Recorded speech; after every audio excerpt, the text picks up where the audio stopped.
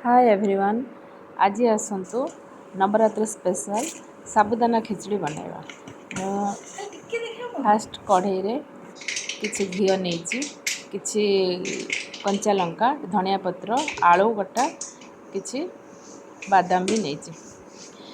आ साबुदाना को मु 3-4 घंटा पूर्व साबुदाना और पानी को बराबर मात्रा रे रखिकी मु भिगेकी रखी देइथिले। तापर एठी कढ़ई रे घियो पकेइकरी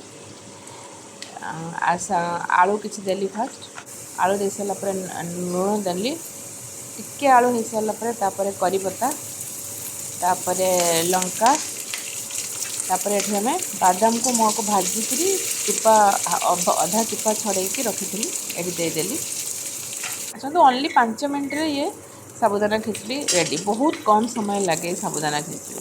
आ टिके काजू भी मुझे देदेली। टिके भाजी सारा पर 2-3 थर एमती छुछुड़ी डांगे सारा पर तापर भिगेकी रखी साबुदाना को ये देदेली। साबुदाना देदेला पर 2-3 थर घाटी सारा पर मु किछि बादाम को भी क्रश करी पूरा पाउडर नुहे क्रश करके रखी देदेली। एबे बस साबुदाना 2 मिनट रे साबुदाना हो गला। जस्ट एबे किछि धनिया पत्र और लास्ट रे किछि लेंबू दबा। लेंबू देकी 1 मिनट ढांकी दबा। ऑलरेडी साबुदाना पूरा ट्रांसपेरेंट हो आसलानी। बस अभी एबे पूरा रेडी हो गला हमरो साबुदाना खिचड़ी।